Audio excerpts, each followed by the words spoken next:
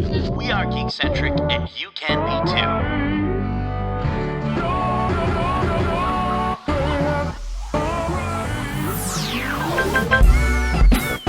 Love ya.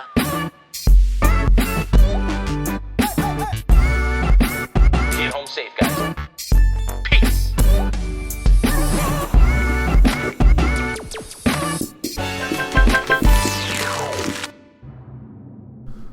Good evening and welcome to the second annual Geekcentric Academy Awards preview show, emanating live from basements and recording studios around the world.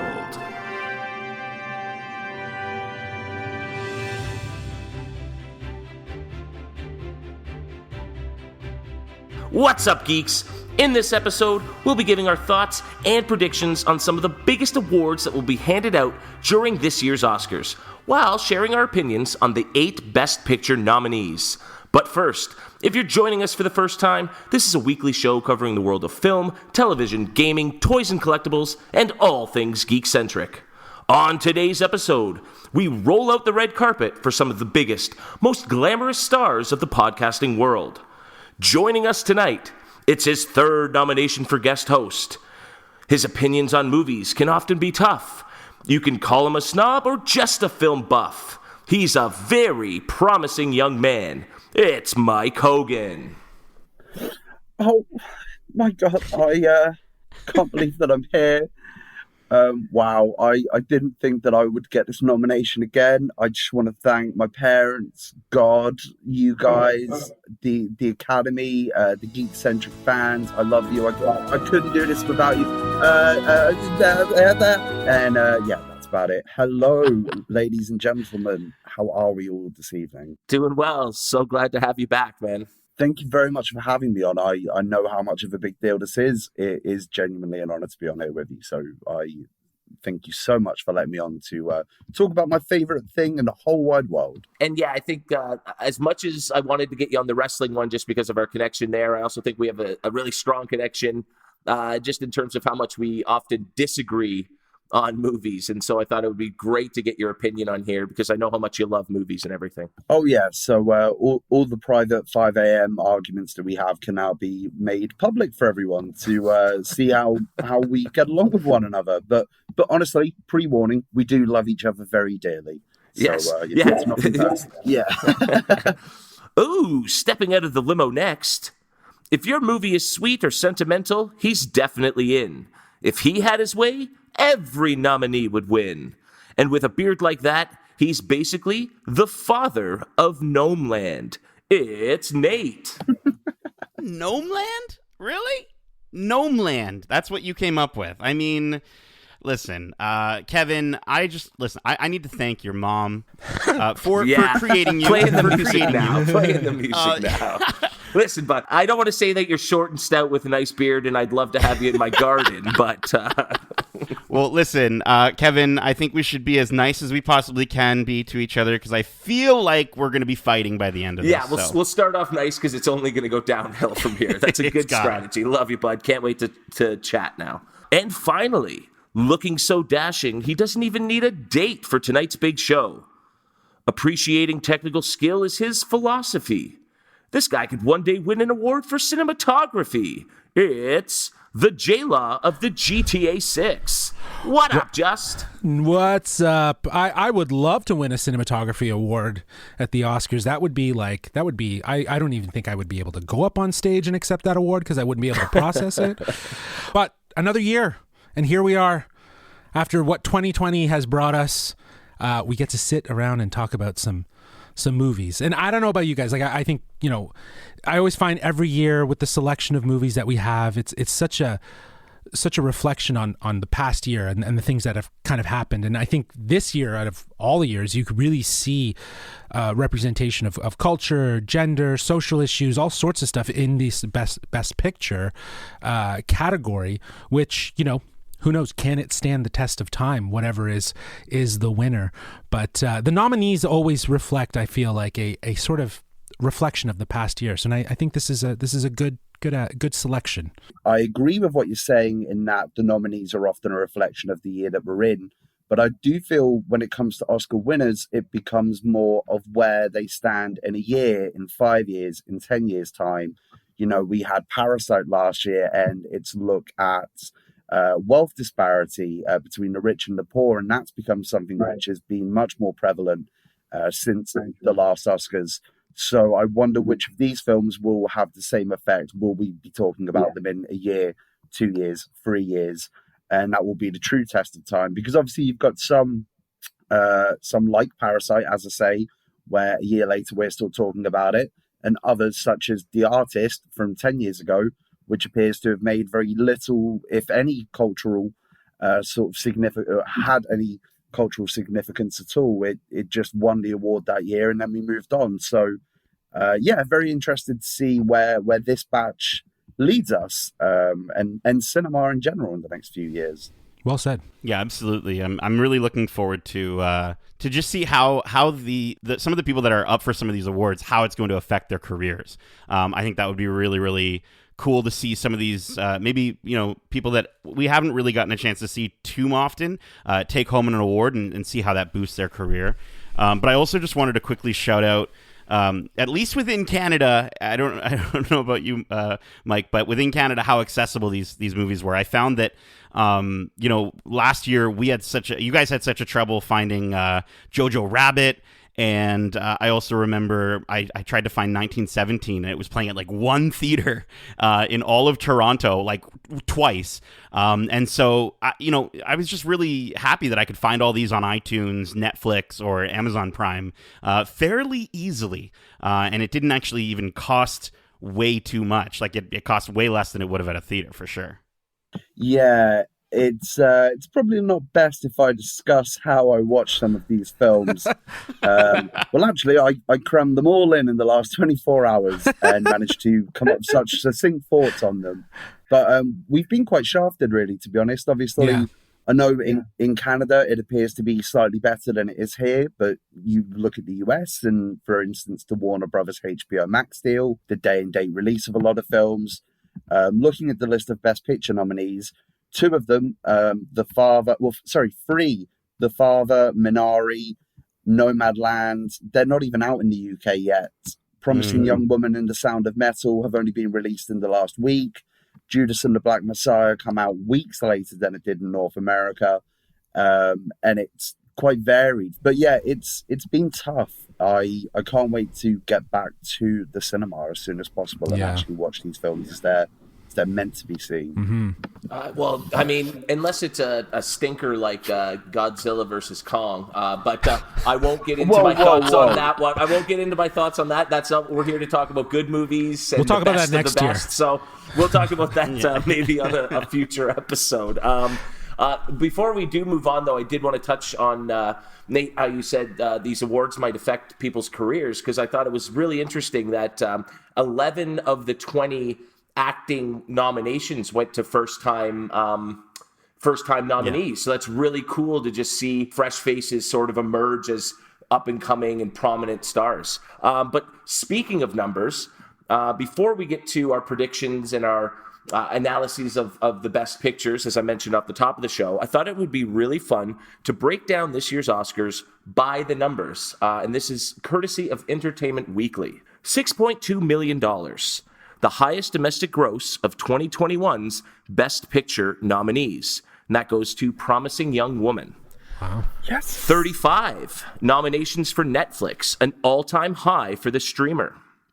70 women nominated for this year's Oscars, also an all-time high. Amazing. 8 career nominations for the winless Glenn Close. 83. The age of Anthony Hopkins, the oldest Best Actor nominee ever. And finally, 10 Oscar nods for Mank, the most of any film this year, which is a travesty that I will discuss as we move on. Oh, no. Yeah. All right. Well, with that said, and without further ado, I think it's time to start the show. And let's jump right in with our predictions. And in true Oscar tradition, we're going to make our picks for the awards for Best Supporting Actress and Actor. For Best Supporting Actress, the nominees are Maria Bakalova for Borat, subsequent movie film, delivery of prodigious bribe to American regime for make benefit once glorious nation of Kazakhstan. Glenn Close for Hillbilly Elegy. Olivia Colman for The Father. Amanda Seyfried for Mank. And Yoo Jung-yoon for Minari. Right, I'll go first, but I think I'm probably going to be going away from a lot of you, even though I share a similar opinion. I just want to make very clear that probably my favorite performance, well, maybe we'll get to my favorite performance later on. My joint favorite performance of the year is Yoo Jung-yoon from Minari. What a performance that came from nowhere. We'll get into depth on why Minari is such a wonderful movie later on. She was the heartbeat of the film for me. Every time she was on screen, she added value. The connection she had, she felt very authentic. She reminded me of my nan. My nan's still with me, but I was looking at her reactions, the way she behaved with the children. She was perfect. However, this is a prediction show, and I like to take a risk, and therefore my actual prediction of what I think is going to win is going to be Maria Bakalova for Borat, subsequent movie film, a delivery of prodigious bribe to American regime for make benefit once glorious nation of Kazakhstan. Yeah, I know she's not had the awards run that Yoo Jung-yoon has had, and that typically does go against who wins the Oscar. But she got the Golden Globe nomination, which I didn't see coming. And I can see the Academy almost wanting to make almost a political sort of stand with this, based on the subject matter of the film. She, for someone who was an untrained actress, I believe, she was hired by Sacha Baron Cohen for this. She knocked it out of the park. What she had to do, the situation she was put in, I thought she was fantastic. And what a launching off point this would be for her career to get an Academy Award for her first ever role. So I'm going out on a limb with this. It could end up being a tiebreaker when it comes to Sunday night's award show. But yeah, Maria Bakalova is my prediction. I like that. I always like the spontaneity and the sort of wild card guesses. Like you said, when it comes down to the voting or the prediction, sort of the contest side of it, it's always sort of good to have those wild cards where you can sort of pull ahead if everyone's sort of lumping themselves together. Whereas I think I'm probably the veteran of the group here. I've been predicting Oscars and pools and everything for well over 12 years now. And so I do a lot of my research and my sort of gathering of information based on the previous awards shows that have gone on leading up to the Oscars. And so not only do I think that Yoo Jung-yoon deserves the award, I think the fact that she won the SAG and had such a beautiful acceptance speech there, not that should sort of sway things one way or the other, but I really think she'll win because she already won the SAG award, and I can't wait to see her actually do it, just to see her speech on Sunday night. I think it's going to be really lovely. Yeah, I totally agree. I think she was the outstanding part of that film, and 100% Yoo Jung-yoon should win this award, and I want her to win this award, and that is my selection as well. But it's funny that Maria Bakalova is seen as like an untrained actress, because I've heard this a few times, and she's been in a bunch of stuff. Maybe just not like really relevant things, but like she's been on a couple of Amazon shows and miniseries. But no, it's just funny though, because she came out of nowhere. And to your point, Mike, outstanding performance. Maria Bakalova, like the fact that she even was able to be on screen and do some of those things that she had to do in that movie. Absolutely, she did a phenomenal job, and I think she was the heart of that movie. I think she was better than Baron Cohen in that movie, even though he was the lead. I do think that I'm not gonna. I don't know, Glenn Close. I didn't see Hillbilly Elegy or whatever. I don't really care to, based off of what I've heard about it. Olivia Colman, I think, in The Father was amazing. She gave a really heartbreaking performance, and she did such a good job in that supporting role. Amanda Seyfried was phenomenal in Mank. Her costume design, her hair and just the way she talked, like it was, we talk about WandaVision and just how amazing Elizabeth Olsen is at sort of portraying someone from the different eras that she portrays, and I think Amanda Seyfried did such a good job in portraying somebody from that era as well. But no, I'm going with Yoo Jung-yoon as well. Honestly, her character as Sunja has stayed with me, and I love what you said, Mike, about her reminding you of your grandma. I think a lot of people can see different aspects of their grandparents in her, and yeah, I would just love to see her get even more roles, for her career, maybe, in front of Western audiences. I'd like to see her again. So I really hope she does take it. So that's going to be my pick.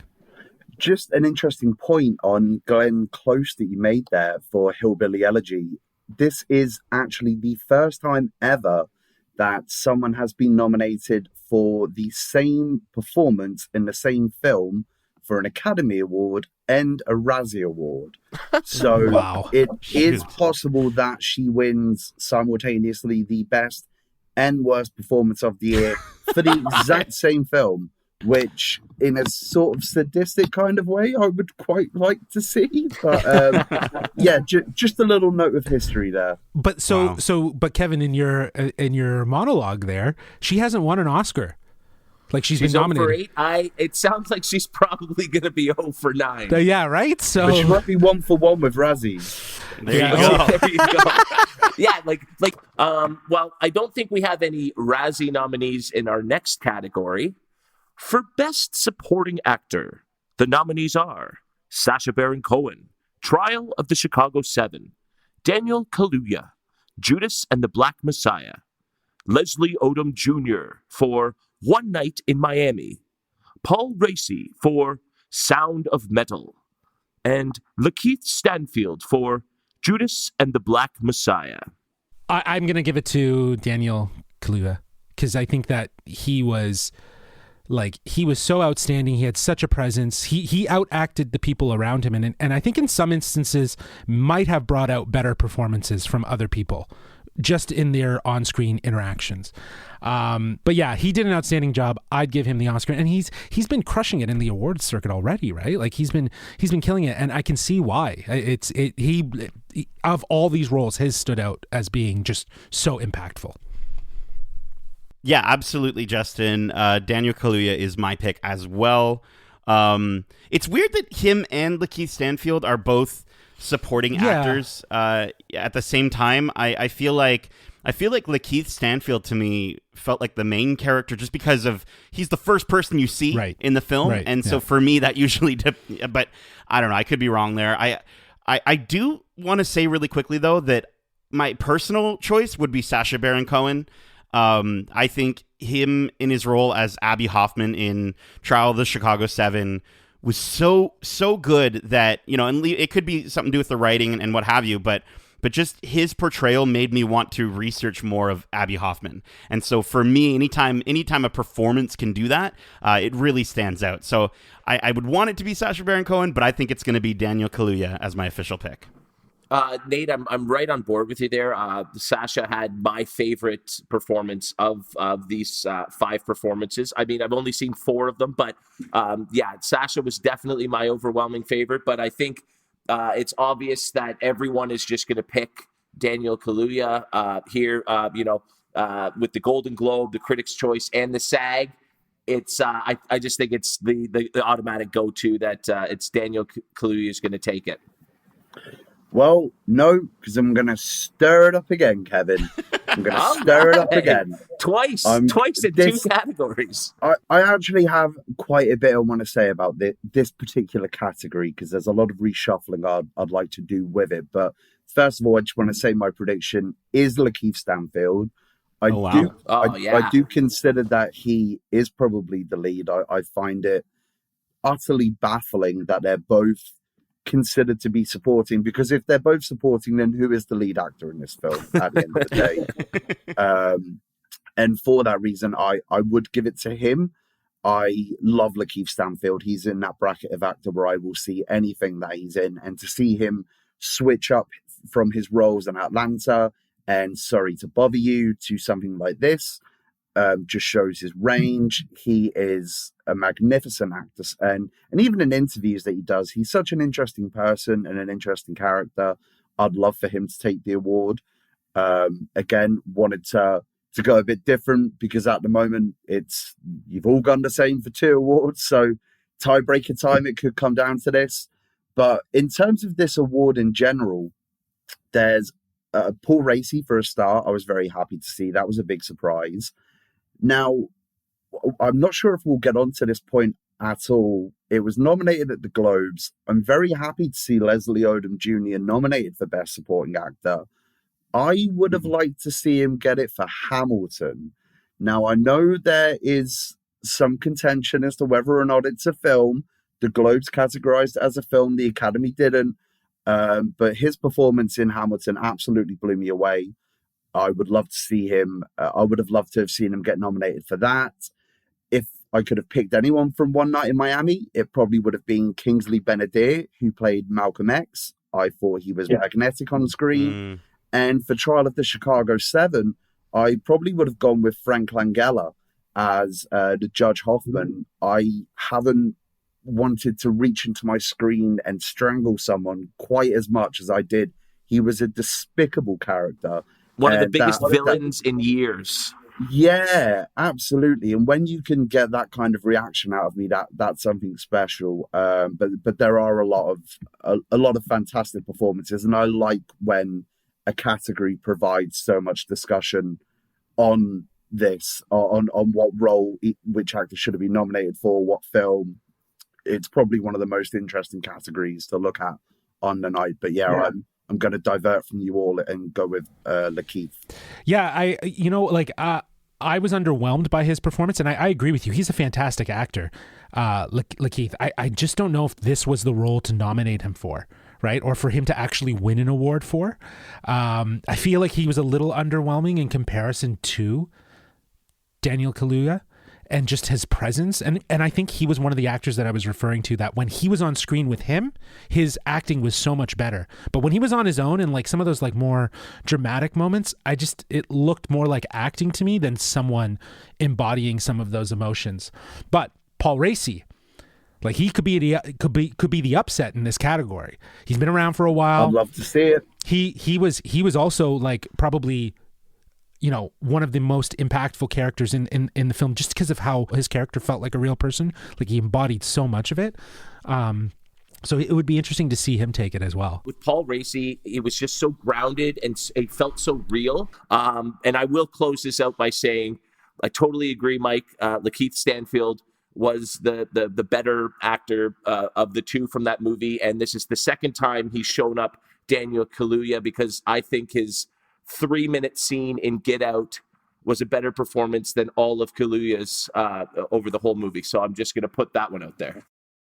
I think it's time to look at our first of the Best Picture nominees. A man refuses all assistance from his daughter as he ages.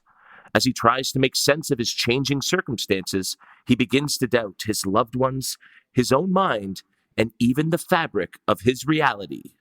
This is The Father.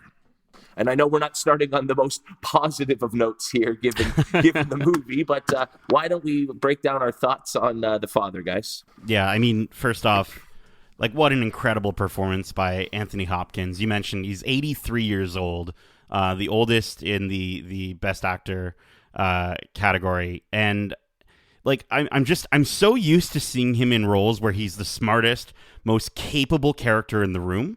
So to see him play this character going through dementia so well and in such a powerful way, I thought it was fantastic. And I did think that the movie does such a good job at bringing its audience along in such like a vivid way. And I've honestly not seen it, at least with these themes and with what it's expressing. I've never seen this before in any film. And so, well, I can't say that I enjoyed the movie. I don't think this is a movie that you walk away from being like, I really enjoyed that. I do think it was masterfully well crafted, and I think Anthony Hopkins gave one of my favorite performances that I've ever seen him give. I think it was a great film. I enjoyed it thoroughly. It felt like a play. in many cases. Because it was a play. Yeah. It was adapted from a stage Yeah, play. exactly. So but it felt like is enjoy the right word? No, okay, listen, like obviously the situation that he goes through is very personal and very unfortunate, but the journey as you described, Nate, how you go down this road with him as he starts to lose the bits of him that he's still holding on to. It was done so well through moving pictures and how things were cut together, almost giving you a sense of dementia, like what really just happened, and confusion, very similar to him. And I thought that like crafting that within the narrative, that's enjoyable for me. Giving me that sense of an experience that is more than just I'm watching a story, and actually embodying it and having me get a little foggy with these details.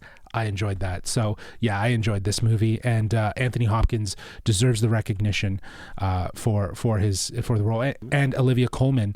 Again, she's outstanding. She's unbelievable. She's kind of becoming her own Meryl Streep in a way, where she's just taking on these roles and she can do anything with it. And it's just her persona of what she brings. So what a fantastic movie. I was totally surprised. Very well written and very well visualized.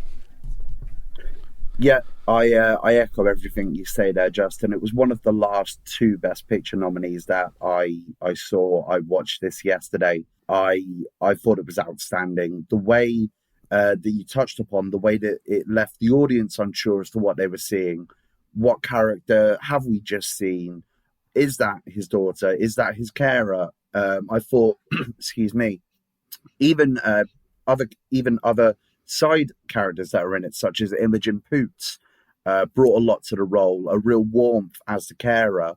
I don't know the gentleman's name who played the husband, but he was a real asshole. For me, Olivia Colman is always going to be Sophie from Peep Show, where she is an absolute wreck of a woman. And so to see her now being described as potentially the next Meryl Streep will always be a trip to me.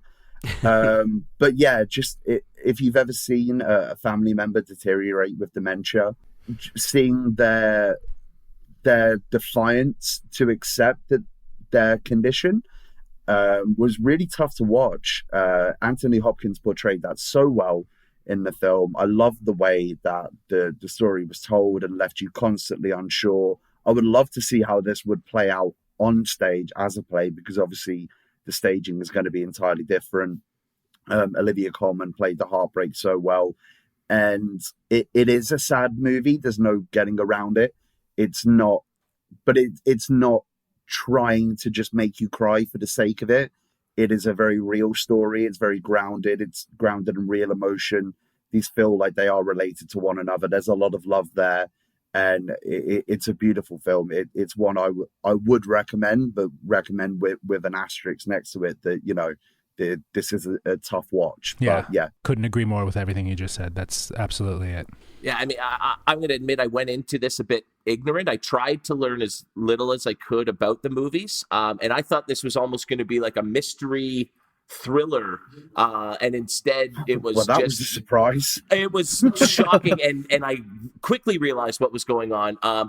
I'll just say this is the movie of the 8 nominees that affected me the most, like resonated 100%. with me and sort of stuck with me after for the longest. I almost wish it wasn't the last one I watched on the particular evening, because then I kind of went to bed just sort of thinking about it. And it hits hard, and it hits heavy, and it hits really real and almost personal because of the way it brings you in and makes you feel that sort of, disorientation and confusion. And it does that so well. I cannot say that I enjoyed it as much as I really, really appreciated what they did with the movie. And I always love finding these movies where I could recommend to my parents or let's say my father-in-law, who always loves my recommendations for movies. I don't think I would recommend this to an older generation of people just because of the real fear that it could, I know that, my father-in-law is 75. This is something that might genuinely terrify them. And for somebody who, my great-grandmother suffered from Alzheimer's, and I saw this sort of deterioration of the mind and confusion. It's so personal and heavy. I'll never watch this movie again, but I can't say how much I appreciated what the filmmakers did to bring this sort of vision to life. Okay, appreciate is probably a better word than enjoyed. I appreciated this movie than I enjoyed it. I'm not even trying to harp on you for that. And one of the things I think really helped sort of bring this vision to life is represented in our next category for predictions. So why don't we move right along? The next category is one of the more technical categories that we're looking at this evening. And it's an award about details. And as you know, we're all about the details. This is the award for Best Production Design. The nominees are The Father, Ma Rainey's Black Bottom, Mank, News of the World, Tenet. It's got to be Mank. I think if we talk about production design, we talk about, again, just everything that goes into the making of a film, Mank nails what it's going for. It nails the aesthetic of the 1930s Hollywood and everything, especially even like the sound. I don't think it'll win best sound because I think that's going to go to something else that maybe we'll get to later. But I do think like even just the way the characters talk and how you hear them and just the way it's shot and colored, I think it's going to take it. I think it's a shoo-in. Yeah, Mank is my choice as well. I think the only other one that has contention is Maya Rainey Black Bottom. Like, I think that's potentially one that could be. But I think Mank nailed the aesthetic that it was going for. Like, you pointed out the sound. It sounded old. Like, it sounded very old, like an old movie. It had like that grain and grit to it, like it was like being played on like a track that would be separate from the movie itself. Like it was really crazy how in depth they went with that. But also like things like, you know, when they're driving, it looked, and when they were sitting, it looked like just a screen behind them. Like it felt very classic Hollywood, and that attributed with the costumes and the design and the intention, just the intention behind everything. So I feel like if this movie's going to win anything, it's definitely going to probably win something like this versus some of the other bigger things that it's nominated for. That it's not going to win. At least I don't think it will. So I am going to divert, and I'm going to pick the other film that you mentioned there, Justin. My prediction is Ma Rainey's Black Bottom. Yeah. I think it's going to get a lot of discussion based upon the last performance of Chadwick Boseman. Right. We will get into it more later, the more performance aspects of the film. But for a movie which essentially had two locations, really, the rehearsal room and the performance area, it transported me to the late 20s Chicago. I felt the hotness, I felt the sweatiness, I felt the vibe, these musicians bouncing off one another.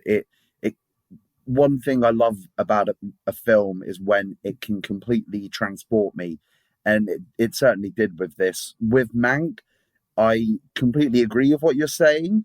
However, I do wonder whether this is sort of something which is playing to the Academy's tastes a little bit. It's very old-timey Hollywood, whereas Ma Rainey's Black Bottom, for me, was just stunning. It felt like it could have been a play, and could very easily have been a play, and it would be just as good. It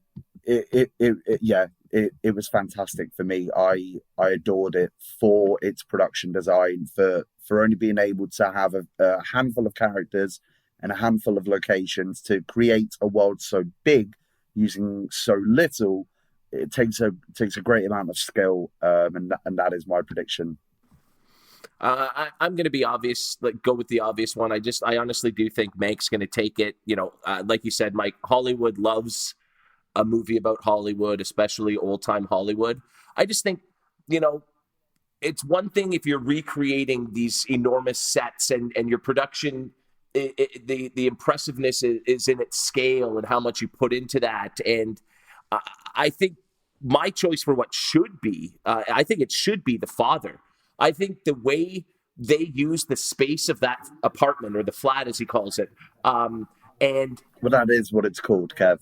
Yes, it is. It's called a flat. My apologies. But yeah, just the way it's constantly changing. In every scene, there's something slightly different. There's something a little bit off about it. And, you know, Anthony Hopkins' character could look one way at a door, look back, and it's a different door. And I just think the way they manipulated such a small space to feel so big and ever changing. I think there's so much more skill in just let's build the biggest set we can to recreate something from the 40s. And so where my preference comes in those little details. Like the apartment in The Father almost becomes a character in and of itself. And I think that takes so much more work than, just building a big set or recreating something from the past. And especially with Mank, we've seen that done in so many movies over the year, whereas I felt what they did in The Father was a bit more original. I do think that Mank is going to take it. But speaking of details, why don't we take a look at our second Best Picture nominee.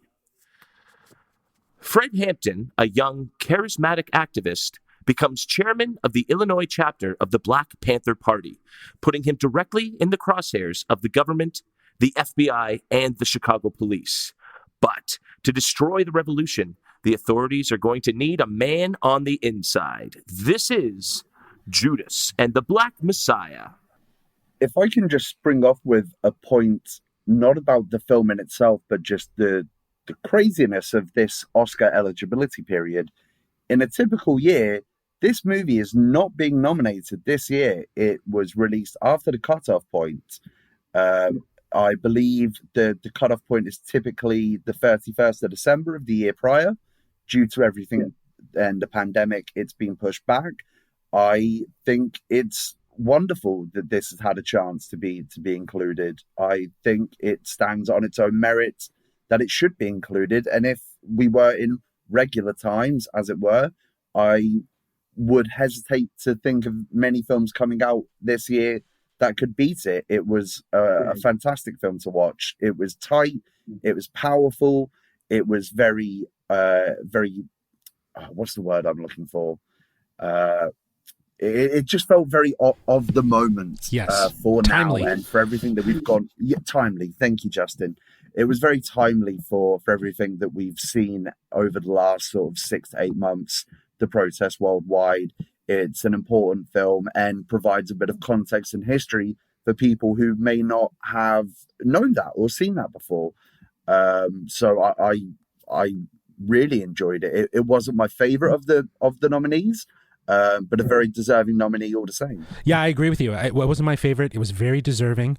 And to learn that, this is a story about really the influences that people like Martin Luther King or Malcolm X left to continue the work that they had started, and this sort of activism of moving forward with racial justice and equality. This was a really kind of almost like a pocket story that obviously had very strong implications and impact, but something that, again, I had no awareness of. I don't know, it was an educational sort of film for me, and I think at the same time it was timely, like we were saying. It's very on point with what's going on right now in the world, and it shows that it's an ongoing, continuing fight. So I think the way that they wrote both the main characters at this point, we'll just say they're both the main characters, I think was fantastic. I think they had this been maybe an older movie, it could have very easily painted one as a villain and one as a hero, but it didn't. And I always enjoy seeing those stories of just the realism that it brings through, and getting a deeper understanding, and not seeing these characters painted in that way, right? Not seeing them, especially someone like Bill O'Neill painted as just like a villain. Granted, he is, he's technically like the antagonist to Fred Hampton, but I don't know. I loved the way that they portrayed these characters, the way that everything was written, and it's one of the best films of the year. In my opinion, I honestly think it's an important story that needs to be told, and I think the performances were great and the movie was well done. I'm just not sure if it was a Best Picture caliber movie, in my opinion. That's really how I felt about it when I enjoyed it, and I appreciate the story it's telling more than the quality of the movie that was telling that story. That's how I feel about the Trial of Chicago 7. Right, is the exact same thing. We'll get into that later, then, won't we? Before we jump the gun, why don't we move into our next prediction category? Speaking of Best Picture, why don't we predict the Best Picture of the animated variety. Ooh. These are the nominees for Best Animated Film: Onward, Over the Moon, A Shaun the Sheep Movie, Farmageddon, Soul, Wolfwalkers. I mean, should we all go on 3? Yeah, we could probably do this pretty 2, quickly. 3. Wolfwalker. Soul. Shaun the Sheep. Oh, No, I'm kidding. Obviously No, not. It's definitely Soul. I think Soul. Yeah, 100%. I think Soul is gonna take it as well. But Wolfwalkers is getting a lot of praise. Yes. That was the one thing I was going to say. Like, if it beats out Soul, that's a big thing. Like, I would actually be okay with that. I would be okay with that. Only twice in the last 10 years has something beat out Disney or Pixar. And my only fear for Wolfwalkers is that it didn't get the same hype as the last one to do so, which was Into the Spider-Verse. And so I think, I think just the momentum that Soul had going through the holidays, it's just going to carry it, I think. So I think that's probably the most obvious one. So I think we can probably move on. Let's get back into the live action world and take a look at the third nominee for Best Picture. 1930s Hollywood is reevaluated through the eyes of scathing social critic and alcoholic screenwriter Herman J. Mankiewicz as he races to finish the screenplay of Citizen Kane. This is Mank. Ugh. This was the last movie I watched, and I'm so glad I did, because it was I love David Fincher, and honestly, like, I can see a passion that he put into crafting like a sort of aesthetic of 1930 filmmaking.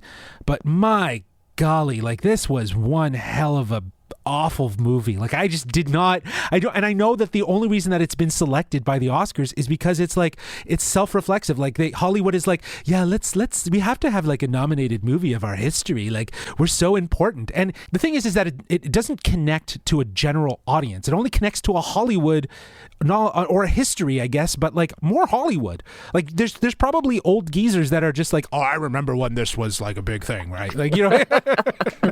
So, yeah, this was the most pretentious of the nominees, in my opinion. It was a film for filmmakers more than for audiences. I think it's like, I appreciate the movie. I appreciate its aesthetic. We talked about its production design. I appreciate so much about it. I wish I got my 2 hours back. I wish that I wish I didn't watch this movie, because I very easily could have watched a scene from it and appreciated it just as much. I was texting Kevin about this, saying, I've only got a couple of movies left to watch, but I don't want to tell you how I feel about it. Let's talk about it when we record. And my one-word review for Mank, my one-sentence review was, Mank was certainly a film that I watched. And that's it.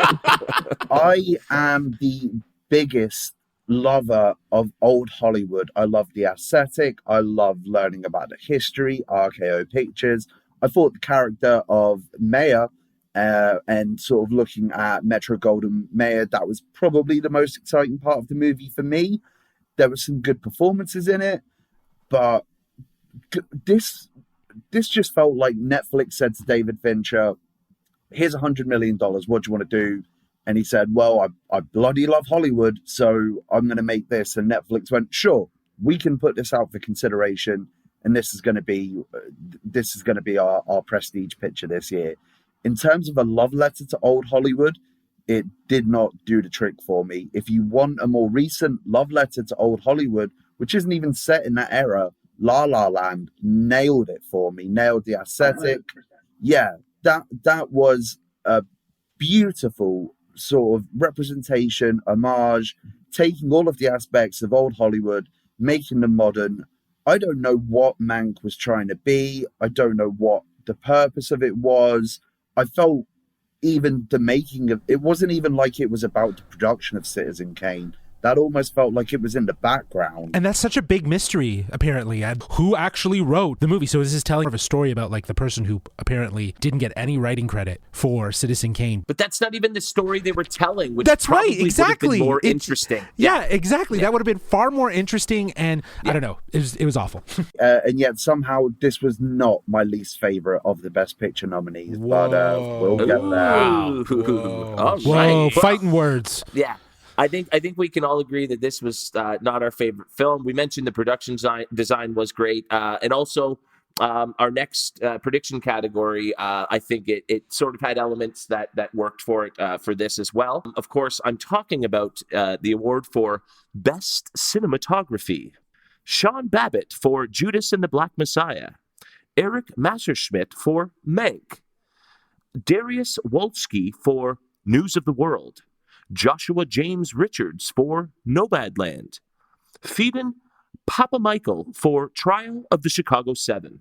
All right, so I am going to go with Joshua James Richards for Nomadland. The way it used cinematography to convey space and confined spaces, just the use of the camera as a mode of storytelling was so well done. The only other one that I could see maybe having contention in this is Mank. It felt like film. The reality is that it's probably digital, because that's what he is known for, Fincher. He probably did a lot of post-production. I don't know if as much as what we're seeing in camera is actually in camera, as much as just it being like run through various different, grades and sort of like aesthetic changes just to give it that look, rather than it being shot on actual film. So I feel like the one that's going to take this one is Joshua James Richards. I hope he does. He's the least known, and he did it with such little gear that he deserves that recognition for shooting that film the way he did.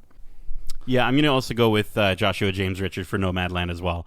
I feel like out of all the movies that are on that list, it's honestly the only one that sort of, as I was watching it, it really stood out. The sunsets and just the way that they depict that film, like, it just made me want to get on the road so bad. I want to go get an RV right now, and just seeing just how much beauty there is out there in the world through this film. I thought that was just it just speaks to how the movie was shot. And Joshua James Richard, I think, nailed it. Yeah, I'm gonna actually agree with you guys for once on a category. I agree. We'll talk about the film in more detail in a bit, and my opinion on it, but I agree. I think the mark of a well-shot movie is you can pause it, and in itself, that what you see on screen, the mise en scène, to get a bit technical, could be framed and hung up. And there were many, many shots in Nomadland that I thought were beautiful. The use of natural lighting. I don't think they used any artificial lighting during the making of this movie. They did. I kid you not. It wasn't like big lights, like traditional Hollywood lights. It's literally someone holding a little LED light that's just casting a little bit more of a highlight, right? Or it's just placing more elemental lights into a scene that just give it a little bit more of boost of lighting. But for the most part, this was shot very, very natural with very minimal production. Yeah, I will say the positive of Nomadland was how lovely it looked. Yeah. And, yeah.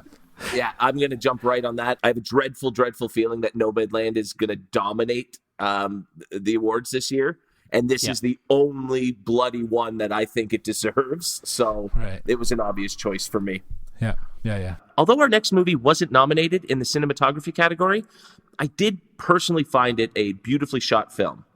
This is our fourth nominee of the evening for Best Picture. Yearning to own a small patch of land and be more than a chicken farmer, Jacob Yee relocates his Korean-American family from California to rural Arkansas to capture the elusive American dream. However, new beginnings are always challenging, and finding out what is best for one's family is easier said than done. This is Minari. This is my heart. This is my heart and soul, man. This movie, I love it. It was so good. Touching, simple. You're right, Kevin. Beautifully shot. The wide scapes of America, the American dream, planting roots, all the symbolism and messaging and what he was trying to do with his family and the family's growth through that process. This is a story that needed to be told, especially right now. Like in terms of all the films that are nominated about sort of cultural equality and the perception of that, this film right now has the most to say about that, with everything that's gone on obviously in the news with hate crimes towards East Asians and understanding that there's a lot of people that come from America that are part of the cloth of America. So this was so well done. Huge surprise for me. I thought I was going to like it, but I didn't think I was going to like it as much as I do. I think, Nate, you said some people said it was too simple. That comment shows that people are missing the bigger picture of family, this idea of family and what family symbolizes. I actually think not much happens in the movie is kind of a common thread in a lot of the Best Picture nominees this year. And so I was actually surprised that this was my second favorite of the Best Picture nominated films. It was a slower pace, and it was very much telling a story with fewer words, which is generally sort of the opposite of what I look for in a movie. But I just thought that when the characters spoke, the words that were spoken were chosen so specifically and with such purpose. And Justin, you nailed it on the head that, you know, everything that's going on with Asian Americans right now, this is a very important story to tell. And I love that rather than showing a sort of vitriol or a hatred by white people, let's just say it, towards Asian Americans, they show the story from a different perspective and almost show why it's so unnecessary and so awful without talking about it once. You know what I mean? Right. So I just thought that was really well done, and I loved the symbolism of water and fire, and how all of their troubles come from the water. And then at the end, it's not there to save the day when they really needed it the most. I was watching it. I didn't think I liked it until it was over, and I just thought, wow, I really, really enjoyed that. Yeah. I think a lot of the Best Pictures have a lot of what we call staying power, right? And we talked about, Mike, you had mentioned Parasite and how that's just really stayed. I think this is another movie that, you know, is going to stay with people for quite a while. Mm-hmm. And again, we talked about Yoon Jung and Alan S. Kim. I think they were the grandma and grandson in this movie, and they were just so wonderful in carrying the movie. Kevin, you called out the relationship that Jacob has with Paul. Paul's the guy that kind of helps him around the farm. And I love that relationship. Originally, I was really against, I was creeped out by Paul. I'm like, this guy's not good news. Stay away from him. But, you know, going through the film, I think my experience with Paul changed just like the characters in the movie. And I think it really speaks to, you know, the relationship that can be produced when you're just open and honest and caring and of service to another person, your fellow person. And I cry in every movie, but I cried in the third act of this film when they're running. I just couldn't stop crying. I was weeping. But I don't think this movie ever gets overtly depressing at the same time. At the end of it, it's just beautiful, it's simple, and it feels good to watch. Kevin, it's interesting. We did speak off camera regarding your thoughts towards A24 pictures, and yet Minari is an A24 picture, but so not like most of them. No. You said you weren't too fond of A24 movies, so that's where I'm going with. You mentioned revisiting films. This is absolutely going to be a film that I revisit year after year. If I'm having a rubbish day, if I'm feeling ill, and I want something, I describe this as a beautiful, warm hug of a movie. Okay, not a lot happens. It's just a story about a family, and they're trying to make it. They're immigrants coming over to the States in the 80s, the American dream, and it's beautiful. It's stunning in its simplicity. I believe it's actually sort of autobiographical or semi-autobiographical. Yes. By the director, Lee Isaac Chung. And just what a film it is. It came from nowhere.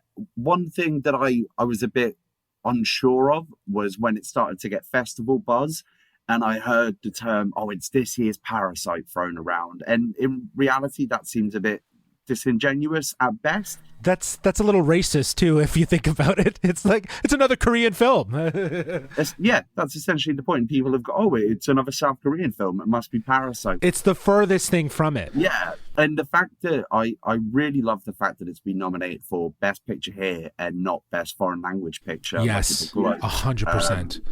It fully deserves to be nominated because this is the best of the best. This is likewise my second favorite of the Best Picture nominees. I don't really know what more there is to add about this film. It's a tough sell. If someone didn't know anything about the film, I don't know quite how I'd describe it other than watch this film and you will feel good at the end of it. It will make you feel nice. And just a quick shout to Stephen Yeun. Within the first 30 seconds, I went from thinking, how am I going to take Glenn from The Walking Dead seriously in this role, to going, all right, this is this character, this is this loving father who's working. The way he was able to transform my only perception of him as an actor so far to this brand new character so quickly, I was really, really impressed by that. I also just wanted to mention, quite funnily, off the back of our wrestling podcast the other week, there was wrestling in this movie, which I popped for. The grandpa was getting... Somebody's going to get killed here. That was great. That was and the that. Grandma, what does pee taste like? Is maybe top 5 jokes in a movie this year. That was I laughed out loud at that line. I thought that was great. Well, speaking of writing, why don't we jump into what are constantly every single year my 2 favorite categories at the Oscars. Usually my favorite picture of the year wins one of these 2 awards. Let's talk about a little pen to paper. First, this is the award for Best Original Screenplay. The nominees are Judas and the Black Messiah, Shaka King and Will Burson, Minari, Lee Isaac Chung, Promising Young Woman, Emerald Fennell, Sound of Metal, Darius Martyr and Abraham Martyr, and the Trial of the Chicago 7, Aaron Sorkin. So I would love it if it went to Sound of Metal. I think it's such an original story that I've never really experienced before. I think it's going to go to Promising Young Woman, which again is fantastically original in its own right. I've got a strong feeling that that's going to be where Promising Young Woman does well, is in the screenplay category. I agree. I believe it is going to go to Promising Young Woman. I said this to a friend as soon as we watched it. I said, I think if nothing else, this is going to get love in the screenplay categories, and he assured me that it wouldn't. And yet here we are. It's got nominations across the board. I mean, you can't rule out Aaron Sorkin. He is the master pensmith, the master scribe. I can see there, Kevin. I know Aaron Sorkin is your boy. But for me, it's Promising Young Woman, and I will get more into why I love that. I do think there was a couple of snubs in this I just wanted to bring up. Slightly left field. A film which maybe flew under the radar this year, Palm Springs. It was Andy Sierra. Oh, yeah, 100%. Yes. That was a fantastic movie, original idea. Have you seen Groundhog Day? I mean, if you take some, I mean, you can base that down to any time travel sort of film. And I also really enjoyed The King of Staten Island, written by Judd Apatow and Pete Davidson. I thought it was a return to form for Apatow. I appreciate that maybe a hot take there, judging by Kevin and a few of your reactions. But I thought that had a surprising amount of heart. Bit long, not going to lie. That's Judd, though. He's long in the tooth. Well, yeah, of course. He can't make anything under 2 hours. But I would have liked to have seen those get some love. Right. I am with you guys wholeheartedly. I believe that for Best Original, we will see Promising Young Woman. Emerald Fennell will win. I love that she's nominated for Best Director. I just don't... I think that's going somewhere else. But here is where she deserves that recognition for what she did with this movie. And it's so well done. It was great. So yeah, I'd love to see this one win. The only other one that I was thinking, because like, I don't think Aaron Sorkin deserves it for this movie. He's already gotten awards for movies that he's done that are way better. So so you win one and you're done? Tell that to Meryl Streep. Sure, but Minari, I think it is another underdog in this category that could potentially, that might be running neck and neck with Promising Young Woman. I actually don't know what's going to win in this one. This one is really up in the air for me. I'm not saying what I don't want, and I'll pick something, but I honestly don't know what will win in this one. It's really tough. I honestly don't think Promising Young Woman deserves an award for this particular category, if only because I think the last 15 minutes, I think it kind of loses its way a little. We'll talk about that more later. Obviously, for me, when you analyze a writing award, I think my focus personally is on dialogue, and nowhere in any of these movies is that stronger or more like just a singular defining feature of a movie than in Trial of the Chicago 7. I won't linger too long on this because I'll have my excitement when we dissect the film a little bit later, and you guys all break my heart by saying you don't like it as much as I did. But yeah, I'm going to go with Trial of the Chicago 7. This is the only category where I just said, I cannot vote against my movie. This is the one, and I will prove you all wrong come Sunday. All right. We'll see. We'll see. But let's move along. Let's move along to the award for Best Adapted Screenplay. The nominees are The Father, Florian Zeller, and Christopher Hampton. Nomadland, Jessica Bruder. One Night in Miami, Kemp Powers. Borat, Sacha Baron Cohen, and 7 other people. And The White Tiger, Ramon Barini. So for me, I'm going to go with One Night in Miami. I think pulling from script to stage is not the easiest thing to do, and I think The Father did a great job of it. But I just think that Kemp Powers, he blends the story and dialogue really, really well with One Night in Miami, and it gives the characters room to breathe, I think. Unlike The Father, which was also adapted from a stage play, One Night in Miami, I felt it just the characters grow a little bit more throughout the film, and I get that they're completely different stories, but I don't know, I just felt like for two movies that take place primarily in the same room as far as how they were written, I do think that One Night in Miami is going to take Best Adapted. I agree with you. It deserves that recognition. Same with The Father. They've transitioned a play into a movie, but I think it's also the visual realization of that really helps with how that translates. That being said, just because I don't know, I'm going to select Borat subsequent movie film as Best Adapted Screenplay. Wow, okay. Because I honestly think that this movie is going to win something, and if it's going to win anything, it should be here. It should be right here because it literally adapted itself for the times. For the time of Corona and living in a pandemic and the political sort of climate.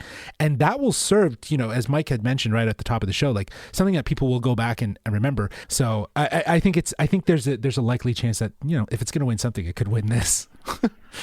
I'm glad you said that because I that was my prediction. When I saw The Father, I did think, oh, maybe my prediction's going to change because The Father was so well written, but it's based upon a play. It's kind of a like for like port, so I don't know. And the performance is what carries it. Yes, of course, and I agree. I think Borat is going to get something. Obviously, I went with Maria Bakalova for supporting actress. I actually have my bold prediction is that Borat is going to walk away with more Oscars than Mank this Sunday. Yeah, let's go. I'm gonna go on a limb and say that. I agree. I also think perhaps there's an element of, like was touched upon earlier, a legacy Oscar in a way. And I think for Sacha Baron Cohen's, even though he did write this with a team, for his contributions to comedy, I think he may walk away with the Oscar on Sunday. Yeah, he deserves the nod. I honestly think it won't win just because they don't want to have to make up 8 trophies just for one category, because all 8 people will get one. So I actually went in a slightly different direction because, as I mentioned earlier, I think Nomadland is going to take way more Oscars than it deserves. And I think for whatever reason, it's going to get it here, even though it doesn't make any sense because it's like half documentary, this movie. You know, it felt like they put Frances McDormand in this situation with real people and just sort of said, let's just see what happens and we'll call it a movie. And at the end of the day, nothing happens, you know? I really would like to actually see The Father win it, but I sadly don't think it will. All right, well, Justin's flying us along here, so let's keep it up and slow things right down, way down, with our next nominee for Best Picture. Following the economic collapse of a company town in rural Nevada, a woman in her 60s packs her van and sets off on the road, exploring a life outside of conventional society as a modern-day nomad. This is So Badland. I mean, Nomadland. Hey, no fair. Let's be fair. Let's be fair. And let's have Nate give us his pitch first, then. All right. Well, listen, Nomadland is such a lovely movie. The very grounded and real performance by McDormand in this movie, at times, to your point, and I think this is obviously what they were going for, it felt like I'm watching a documentary. The story was so simple, but also so powerful. I felt like the message of finding home wherever you find yourself to be is really powerful. And it's something that, you know, especially going through these past couple of years, hit me really hard, given that we're, you know, we're all at home. We're all stuck at home. And so to see this movie of this woman who's, you know, she's experiencing so much. She's living so much life by getting out of her house and traveling in this, you know, this nomad lifestyle. I love it because it doesn't glamorize or commoditize nomad life, I don't think, but it's also not too dark and depressing. Again, very similar to like Minari.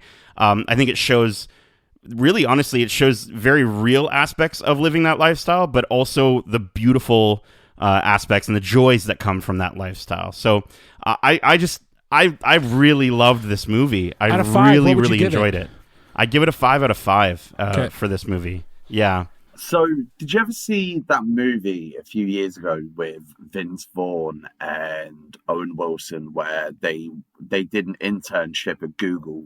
So, for the first half hour of this film, I thought it was that, but for Amazon, to be honest. And especially if you take into account all of the social media accounts that have been saying about how Amazon's such a great place to work.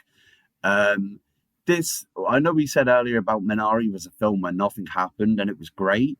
This, literally nothing happened. And it's not that I don't understand the points that you're making, Nate. I do understand the point that you're making and what the point of it was trying to get across. But in order for a point like that to get across for me, I need to connect with characters. And I simply didn't connect with Frances McDormand in this film.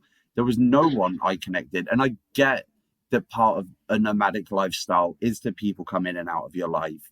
And it's almost a shame that due to that, the most interesting characters that we meet in the film are only fleeting and sparse. We've got the woman who's ill. We've got the weird sort of hippie dude with the lighter. It just wasn't for me. This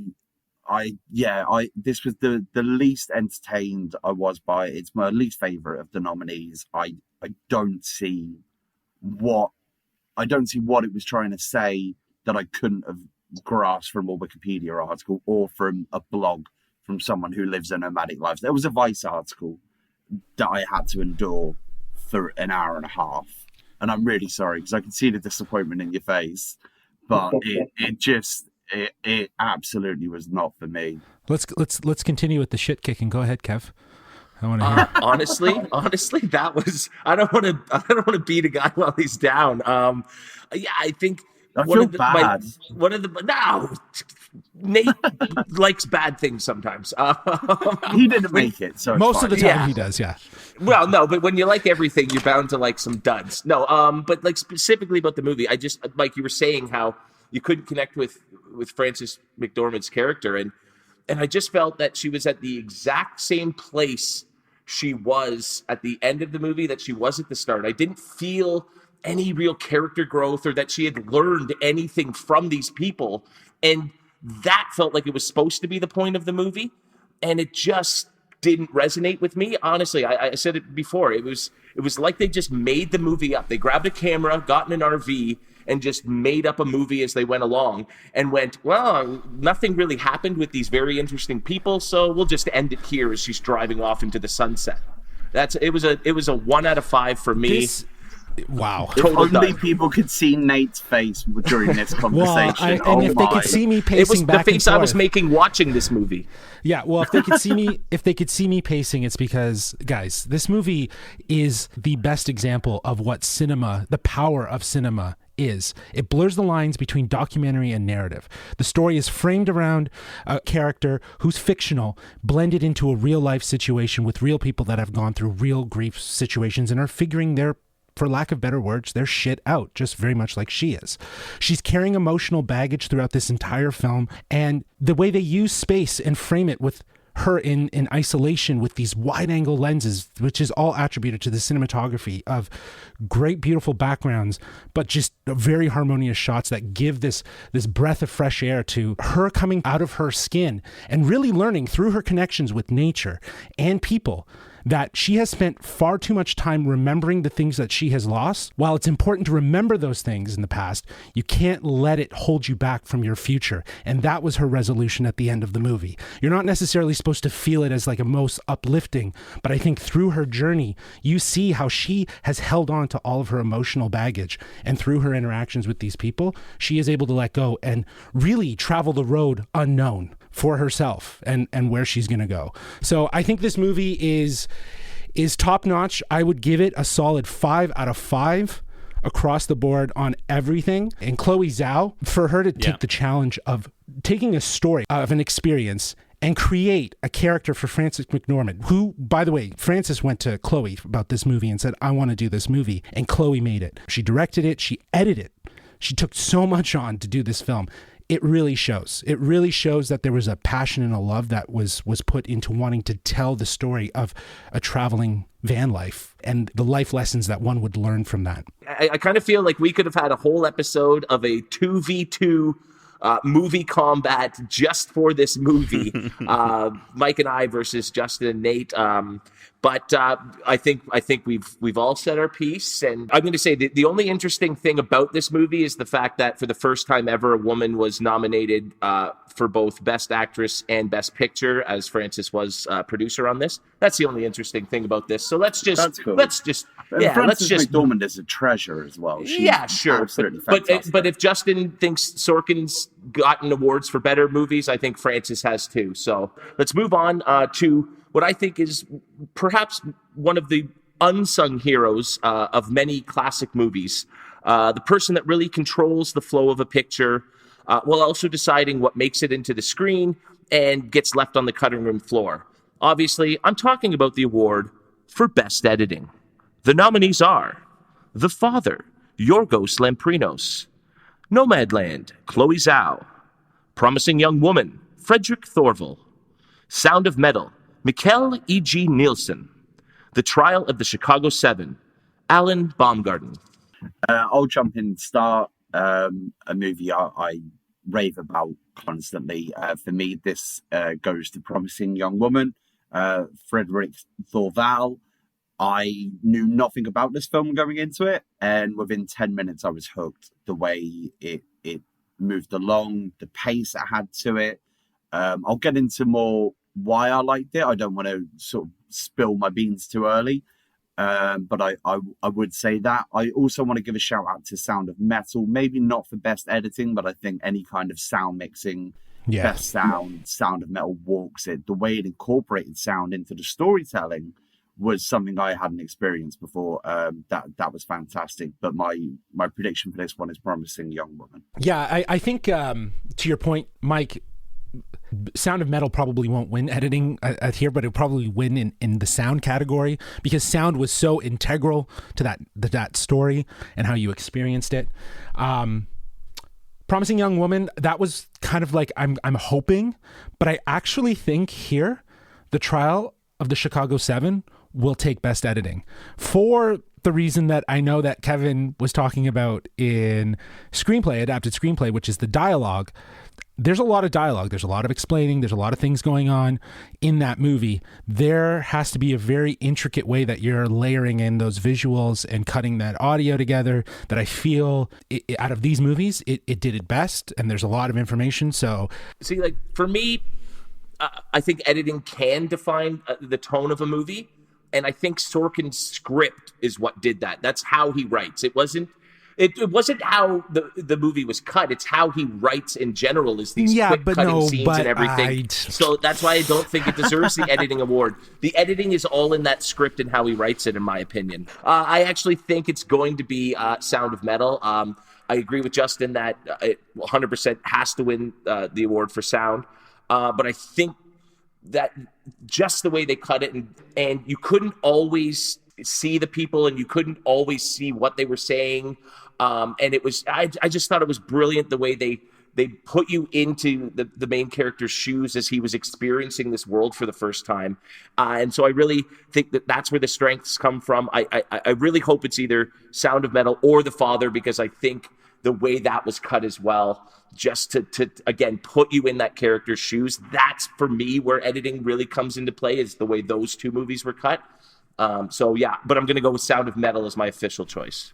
I would love Sound of Metal to win. That's not going to be my official choice, but just to go off of what you guys saying, like, the sound, it'll win for best sound, because it was literally the driving force to help the audience further understand the film's message. And anytime a movie can pull me that deep into the experiences of its characters and leave me with a greater understanding of what it's like to be someone that's not me, that stays with me. And that's literally all the sound. I don't think that necessarily has to do with the editing of the film. I think the fact that Trial of the Chicago 7, there's so much that needs to be explained, and the way that they jump back and forth throughout the movie, it's so well crafted, and I think that's where the editing comes into play. So for me, I'm going to agree with Justin on the Trial of the Chicago 7. Woo! And we'll see if we win on Sunday. Yeah, I'm hoping. Well, Mike, this next movie that we're going to dissect was your choice for the previous category, and as we've mentioned several times throughout the show, some of the most powerful movies are those that define the crucial issues of their time. And a movie that does that as well as any other this year is our nominee for Best Picture, or our next nominee, rather, for Best Picture. Nothing in Cassie's life is what it appears to be. She's wickedly smart, tantalizingly cunning, and she's living a secret double life by night. Now, an unexpected encounter is about to give Cassie a chance to right the wrongs from the past. This is Promising Young Woman. Mike, we got to lead off with you. This is the only film out of all of the nominees that I've actually watched multiple times since it's come out. I think this film is stunning. I appreciate I may be overhyping it slightly.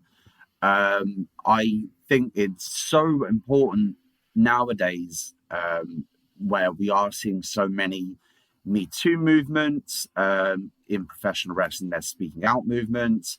We're seeing it across sports. There's obviously gymnastics in the United States. There's been issues regarding sexual assault in football in the UK. And what this film manages to do is spark conversations without coming across in a preachy manner or tone. It's not telling you. It's putting you in the shoes of different people. I don't want to get too spoilery into the film. I watched the film completely blind. I've loved Carrie Mulligan ever since she was on an episode of Doctor Who way back when. So I'll watch anything she's in. And then watching the trailer afterward did kind of spoil it, because I think they're selling it as a revenge film. And while that is something to do with it, it's not the point of the film. The different characters she interacts with, the way that the traumatic event in the past affects each character and how these conversations are presented makes the audience think about this in different ways. Most guys I've shown this to, they've said it's made them feel a bit uncomfortable, not in an extreme way, but recognizing behaviors like, oh, maybe I've actually been a bit of a dick to people in a bar, or maybe I've took something the wrong way. I think it's very important. I adore this film so much, and it was briefly touched upon the last 15 minutes of the film. And yes, I will concede it is slightly Hollywoody. but it follows a scene which had my jaw dropped for about 10 minutes. There is a scene in this film which is just jaw-dropping. I didn't see it coming whatsoever. I loved it. It was my film of the year last year. I adore it. It's tough to talk about without giving away, but the journey that you go on at the start of that scene compared to how it gradually continues and until you reach the end of it and how it leaves you feeling is not something I've experienced in a film for a very, very long time. And when a film can do that to me. That moment that you speak of, that was a definite like jaw-dropping, like just a shift changer in the story. But after that, the whole movie kind of falls apart for me. Like everything leading up to that is unbelievably well done. It is so much fun. And you're right. It was marketed as a revenge movie and like the ultimate revenge movie. And that might not necessarily be the case, but she is out for revenge in certain sort of way against men. She has been significantly, her trust has been broken with them. And that's the one thing is that we get to see is this sort of like a rebuilding and then a certain sort of destruction at the same time, right? Like it's a really interesting sort of perspective. I loved the soundtrack for this movie. Like I downloaded it after. I've been like jamming to some of those beats, and I love the music that they chose. They chose songs in pop culture that objectify women, but then they also take other songs that help empower women. Like when that violin chorus of Toxic plays as she's getting out of the car, like to me, I was like, oh, this is good, right? Like this is good. That was one of the coolest covers I've ever heard in my life. I was ashamed to know how much of Stars Are Blind by Paris Hilton I remember. As right. Well. No, exactly. Yeah.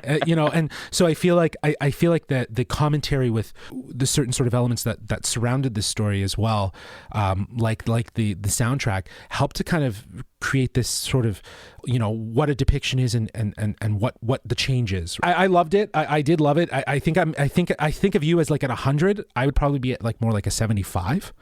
Right. So. Yeah, I agree, Justin. I'd also put this at a 75, but I will say for what it does, and I actually feel like there's more than one jaw-dropping moment in the movie. Again, without getting into spoilers, there's one specific twist, and you'll all know what I'm talking about, where my stomach just dropped. And like for a movie to make me like almost feel ill about something that happens in it, I think that's incredibly powerful. But I will say the moment, like the ending, the entire ending of the film, the last 15 minutes, I did not enjoy that. When I first stepped away from the movie, and then as I slowly kept thinking about it, because the movie did stay with me along with a lot of the other movies that are in the Best Picture, I started to see how smart it actually was. And so I actually ended up kind of coming around to the idea, but I don't think that this movie necessarily. Yes, it was one of the best pictures of the year, but I don't know if it's as good as all the other films that we're talking about. It was this neat blend of a dark comedy, revenge film mixed with like a romantic comedy.